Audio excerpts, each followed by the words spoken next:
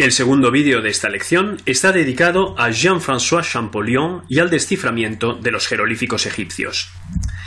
Jean-François Champollion, llamado Champollion le Jeune, es decir, Champollion el Joven, nació en Figeac, en el departamento de Lot, en la Guyena francesa, el 23 de diciembre de 1790.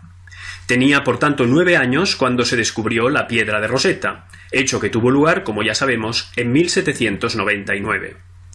Después de que un primo le mostrara una copia de las inscripciones de la piedra, Champollion, fascinado, decidió que algún día iba a descifrar aquella misteriosa escritura.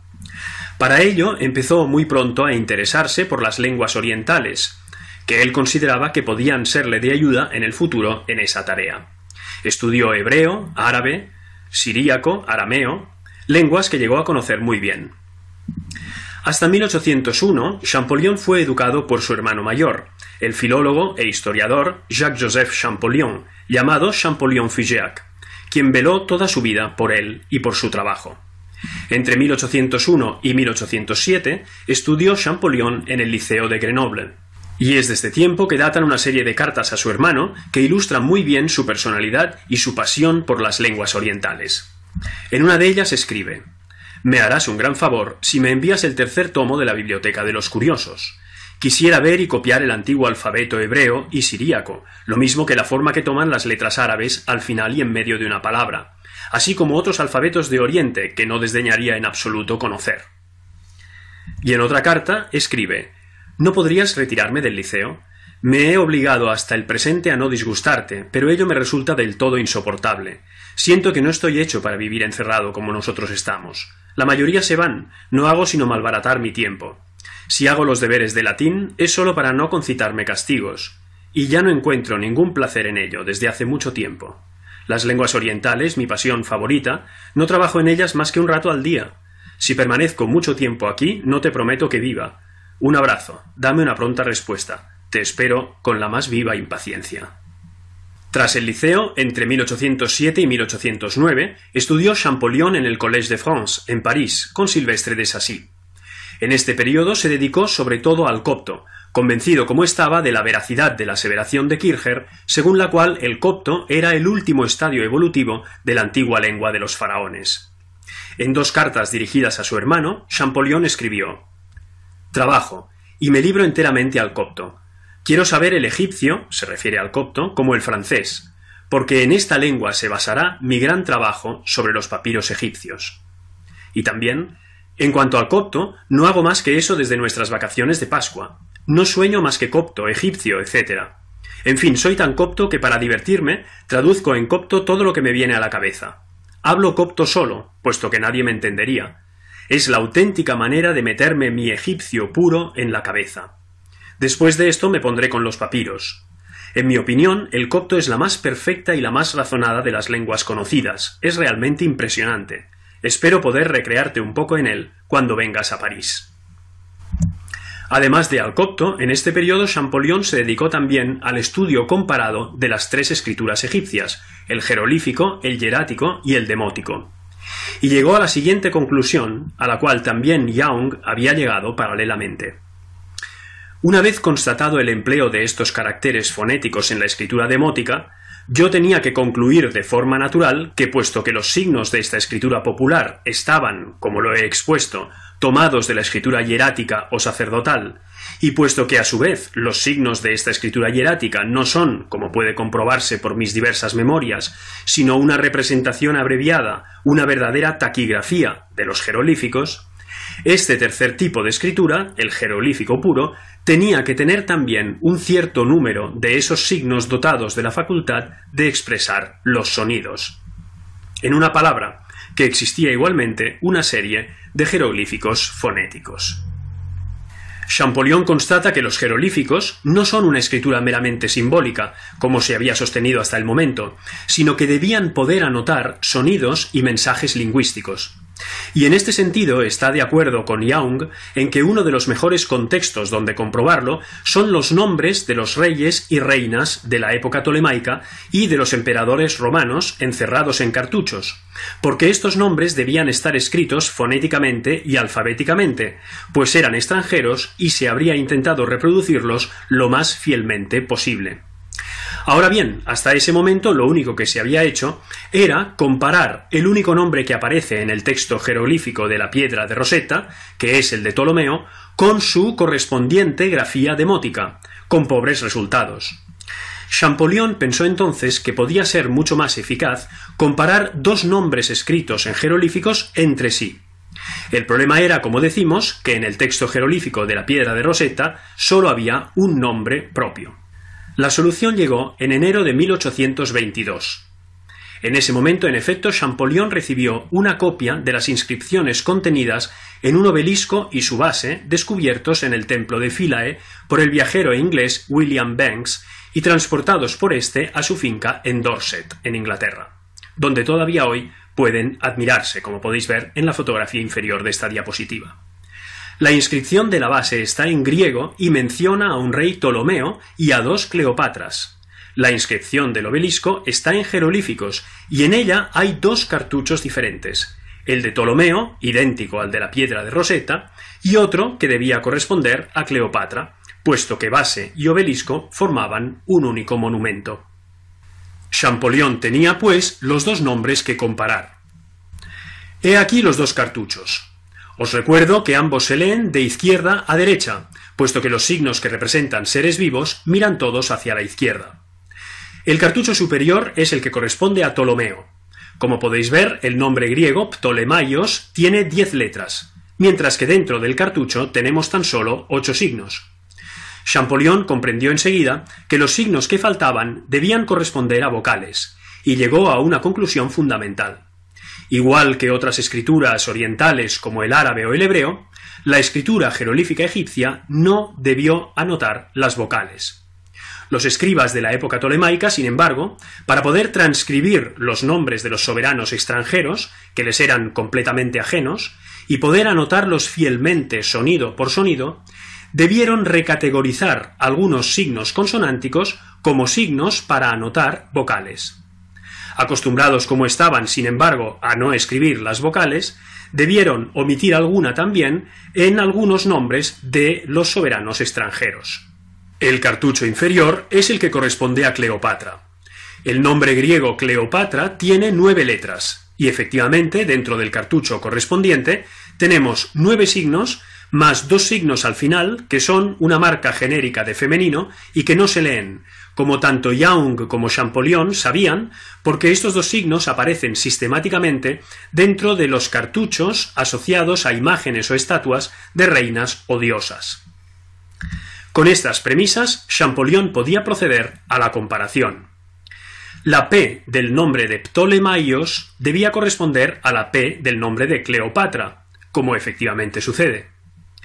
La O del nombre de Ptolemaios debía corresponder a la O del nombre de Cleopatra, como también sucede. Y lo mismo pasa con el signo de la L. Puesto que en el nombre de Ptolemaios no podían faltar las consonantes, el segundo signo debía corresponder a la T, el quinto debía corresponder a la M y el último debía corresponder a la S. El signo de la caña en flor, repetido en penúltimo y antepenúltimo lugar, debía corresponder al diptongo griego ai. Las dos vocales que faltaban, pues, en el nombre de Ptolemaios eran la E y la segunda O.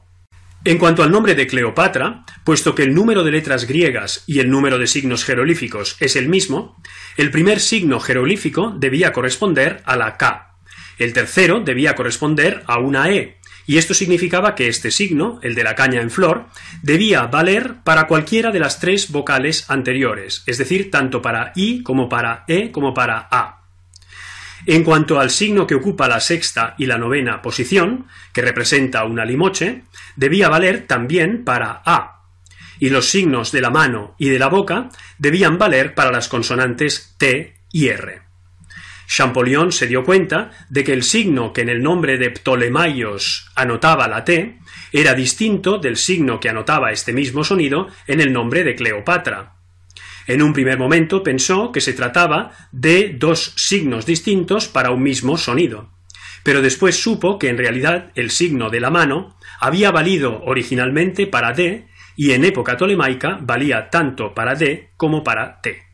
Champollion, entusiasmado, se dio cuenta de que el método daba buenos resultados e inmediatamente lo aplicó a un tercer cartucho. Este tercer cartucho es el que tenéis en la parte superior de esta diapositiva. En él tenemos 9 signos jeroglíficos. Champollion conocía el primero, el de la limoche, que vale por A. También conocía el segundo, el del león, que vale por L. Y el cuarto, el del paño doblado, que vale por S. Conocía asimismo el quinto, el de la caña en flor, que puede valer tanto por A como por E como por I. Y conocía también el de la mano y el de la boca, que valen respectivamente por T o D y por R. Solo podía tratarse, por tanto, del cartucho de Alejandro, en griego Alexandros. A continuación, Champollion descifró todos los cartuchos de los soberanos griegos y romanos. ¿Os atrevéis ahora vosotros con los 3 cartuchos que os he puesto en la parte inferior de esta diapositiva, teniendo en cuenta que dentro de los cartuchos pueden escribirse también los títulos de los soberanos? Una vez completado el desciframiento de los nombres de los soberanos griegos y romanos, Champollion pudo confeccionar su lista de signos jeroglíficos fonéticos, que es esta que veis en esta diapositiva, escrita de su puño y letra. Hasta el momento, pues, Champollion había trabajado con los nombres de los soberanos griegos y romanos, que comportaban, como él sabía muy bien, grafías simplificadas y alfabéticas. El verdadero reto estaba, pues, en los nombres de los faraones anteriores a los Ptolomeos. En septiembre de 1822, Champollion recibió copias de inscripciones procedentes de diversos templos faraónicos, entre ellos el de Abu Simbel. Los cartuchos reales que aparecían en ellas no eran ya de soberanos grecorromanos, sino de faraones egipcios pre-ptolemaicos, como los enumerados en las fuentes clásicas y en las listas de Manetón, que Champollion conocía muy bien. Se dispuso, por tanto, a estudiar uno de estos cartuchos, que procedía de Abu Simbel, donde, como todos sabéis, se levanta un gran templo de Ramsés II. Este cartucho es el que tenéis a la izquierda en esta diapositiva. Dentro de él pueden verse 4 signos. El primero es el signo del sol. El segundo es un signo de difícil identificación, y el tercero y el cuarto es el mismo signo, y corresponden a la consonante S, como Champollion ya sabía por sus trabajos con los nombres grecorromanos. Si el sistema jeroglífico no era simbólico, y si además poseía un elevado número de signos, algunos de estos signos debían tener una función distinta de la meramente alfabética. Así Champollion pensó que el primero de estos signos podía haber servido para anotar una palabra entera. En copto, sol se dice re, y Champollion pensó inmediatamente en el nombre de Ramsés recogido en las listas de Manetón. De este modo, el extraño signo central del cartucho debía valer, según Champollion, por la consonante M. Debía ser un signo alternativo para la consonante M. En realidad, nosotros hoy sabemos que este signo vale para 2 consonantes consecutivas, la M y la S, y que el nombre en realidad se lee Rameses. El segundo cartucho correspondía al rey Tutmés, teniendo en cuenta que el primer signo, en lugar del signo del sol, es el signo del ibis, que representa al dios Tot. Champollion había dado con la clave definitiva de los jeroglíficos. Quedaba claro, en efecto, que los jeroglíficos egipcios no eran un conjunto de símbolos de valor universal, sino un sistema de escritura que servía para transcribir una lengua concreta, la lengua de los faraones. Un sistema pictográfico, es decir, formado por signos que representaban figurativamente seres, objetos y procesos del mundo. Un sistema en parte logográfico y en parte fonográfico, es decir, cuyos signos a veces representaban figurativamente el significado de las palabras que anotaban y a veces solo anotaban sonidos. Un sistema mixto y combinatorio, en que todos estos tipos de signos se combinaban unos con otros, formando las palabras y las secuencias escriturarias. El 14 de septiembre de 1822, al mediodía, Champollion salió emocionado de su estudio y fue a ver a su hermano. Le dijo la famosa frase «Je tiens l'affaire», que significa algo así como «ya lo tengo, lo he conseguido», y se desmayó. Después de 5 días de reposo, redactó la famosa Lettre à Monsieur Dacier relative à l'alphabet des hiéroglyphes phonétiques, que es considerada como el manifiesto fundacional de la egiptología como disciplina científica, y que data del año 1822. En 1826, Champollion fue nombrado conservador de la nueva sección egipcia del Museo del Louvre. Entre 1828 y 1829 tuvo lugar la expedición franco-toscana a Egipto y Nubia, codirigida por el mismo Champollion y por Hipólito Rossellini, y financiada por el rey de Francia y el gran duque de Toscana. Champollion pudo por fin estudiar directamente los monumentos y las inscripciones faraónicas. En la fotografía de la derecha lo tenéis retratado durante esa expedición. En 1831 fue creada en el Collège de France la primera cátedra de arqueología egipcia de la historia, que Champollion pudo ocupar muy poco tiempo, aquejado ya como estaba de una precaria salud. Aquí lo tenéis en uno de sus retratos más célebres, pintado en el mismo año 1831. El 4 de marzo de 1832 murió Champollion en París a la edad de 41 años y fue enterrado en el cementerio de Père-Lachaise. En la fotografía de la derecha podéis ver su tumba. Entre 1832 y 1844, Hipólito Rossellini publicó los resultados de la expedición franco-toscana a Egipto en una obra monumental en italiano titulada I monumenti dell'Egitto e della Nubia, en 12 volúmenes. Entre 1835 y 1889, Champollion-Figeac publicó póstuma la versión francesa de la misma obra, debida a su hermano Jean-François, y titulada Monument de l'Égypte et de la Nubie, en 10 volúmenes. Entre 1836 y 1844, Champollion-Figeac publicó además las 2 grandes obras filológicas de su hermano, la Gramática y el Diccionario egipcios. Para saber más sobre Champollion y el desciframiento de los jeroglíficos egipcios, podéis consultar estas referencias bibliográficas y webgráficas.